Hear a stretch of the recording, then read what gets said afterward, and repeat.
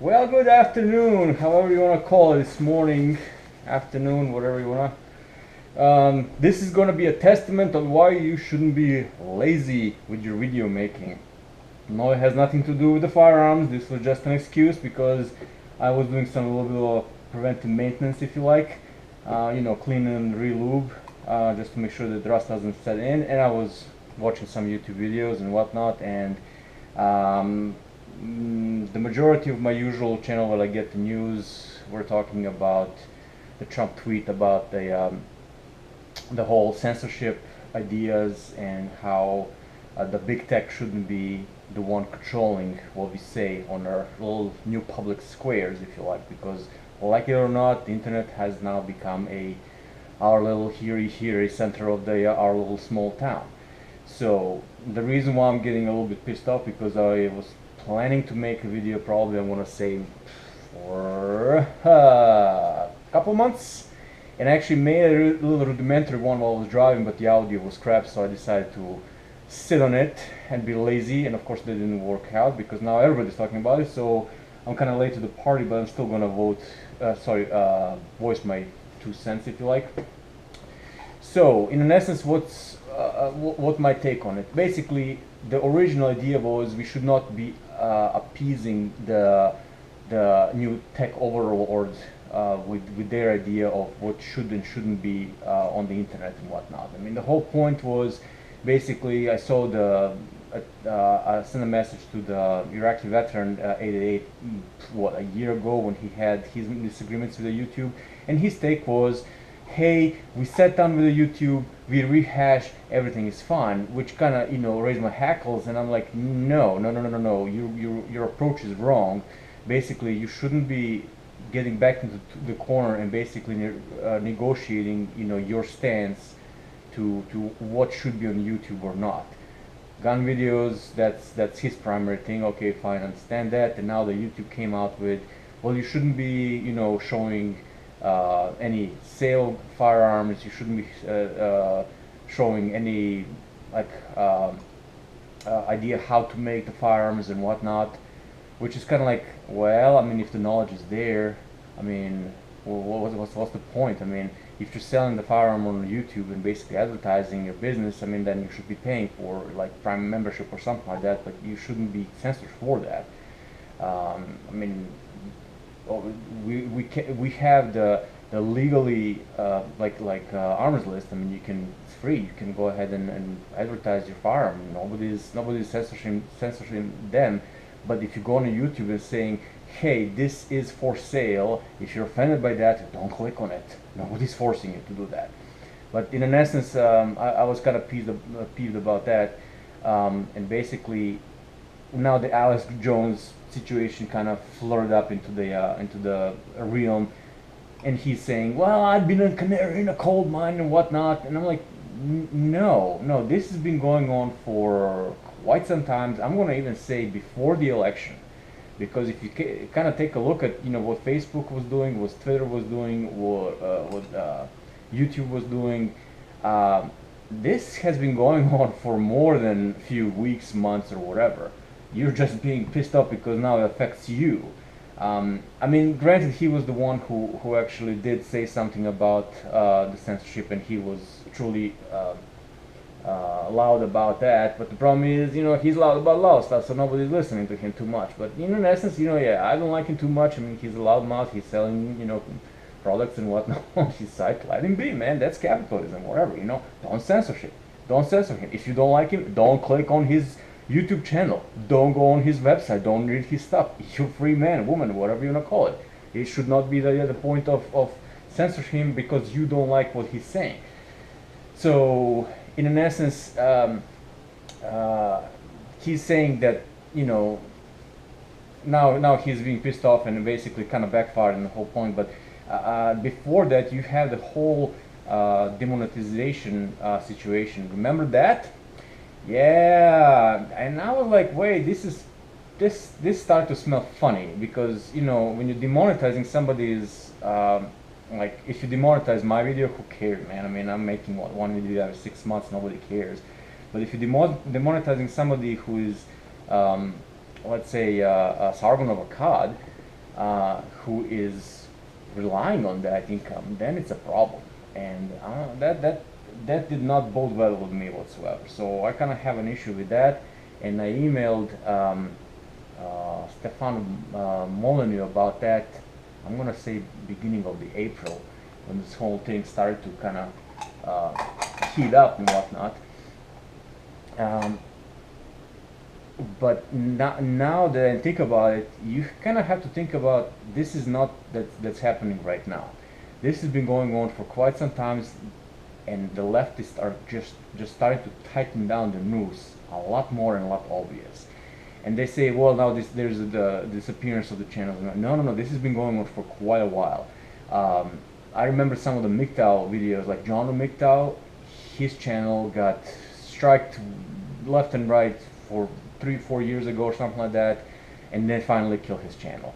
Also, Colin Flaherty, his channel got next day. The problem is, I mean, those are niche channels that you only go for if you're looking for certain context. So their disappearance was only known in certain groups of people and whatnot. Tommy Sotomayor is still there, despite the fact that his channel is much more abrasive towards, if you like, minorities. But Colin Flaherty's channel got next. Okay, so you already started to think, wait a minute, there's a double standard going on. So, and then you start thinking about, wait a minute, what the Twitter is no better either. Facebook has been, shadow banning stuff, and putting people in their, 30-month jails, if you like, for how long now? And it just didn't, and even the Zuckerberg went and quote testify in front of Congress. That was a total joke. Nothing really kind of spurred this movement about, people are still kind of like, talking about it, but it wasn't that as well. So my point was, we don't appease the big tech. Don't apologize. Don't conform to their rules, because they're constantly changing. The terms of service on YouTube is so freaking vague, especially for gun channels, that they can basically ban you for no reason whatsoever. And when Alex got banned with that mutual effort from all the big techs, their explanations were either none, or it was something that's completely nebulous, or it was like, well, we're just gonna, Twitter was like, we're just gonna temporarily, do a ban, which is basically a red flag. Basically, we're not following quite the rules yet, but we're getting towards that. So the point of the video that I initially made was, don't appease to that. If the YouTube is censoring you and telling you you need to be more and more restrictive about it and whatnot, then we need to leave the YouTube. Done. Just like we left the mainstream media. I like the YouTube, and it's really prevalent, and I got most of my news from the YouTube now these days. But if you're starting to go 1984 style with it, there's plenty other channels. You have BitChute, you have Gab, you have a couple, the usual suspects of that basically. And Gab is now being under the fire as well for no reason whatsoever. I mean, you can put anything on and everything that you want on Gab. So again, it goes through this whole, clutch grabbing, pearl clutching, fainting couch style of moral panic of the 30s. Oh my God, satanic lyrics in the songs. Oh my God, my husband is consuming alcohol. He's gonna ruin the America and all that stuff. And people like that, censorship doesn't work. I mean, look what happened with prohibition. You censor alcohol in essence. You ban alcohol in essence. What happens? You just A, it become forbidden fruit, so people wanted more, and B, it aid in rise of criminality with Al Capone and whole prohibition era and all that stuff. So don't tell me that censorship works. It just doesn't work. Period. What this is actually a better in a sense of. It has to, when you it's where you basically say, it gets dark before the dawn. Now that the Trump has actually tweeted about it, I think this is actually crested the hill. We're going up that muddy hill of leftists trying to clamp down on us and and ban people on Twitter, like Alvin Benjamin was banned, Gavin McGinnis was banned, Roger Stone, Tommy Robertson, everybody knows about him, Jared Taylor, but it all started with Milo Yiannopoulos. Milo Yiannopoulos was the first bigger one of them all, not Alex Jones. Alex Jones is useful because he kind of, I think that was the big pebble that started the avalanche to the point of now the freaking president of the United States has to intervene in our freedom of speech. You get to that point. Think about it, just that. So I think it's actually better that this is actually going on, because again, leftists they are so eager to choke down our freedom of speech and the election for November and whatnot, that they're actually doing too many things and too many steps at once. They're trying to boil the frog by just tossing the frog in a boiling water, which doesn't work, of course. Which is, I think that's a good thing, because right now what we're doing is seeing how abrasive that overall is, and basically allow the people do not like that. You have the whole movement of Democrat Party members are leaving because they realize this is insanity. I mean, this is not how I envision this situation, and I don't want to be part of this thing. So the whole blue wave is now a toilet bowl swirl, basically. So I think it's a good thing. So I'm actually looking forward to it, because again, I mean, sometimes you just have to cut the forest and let the forest burn to have the new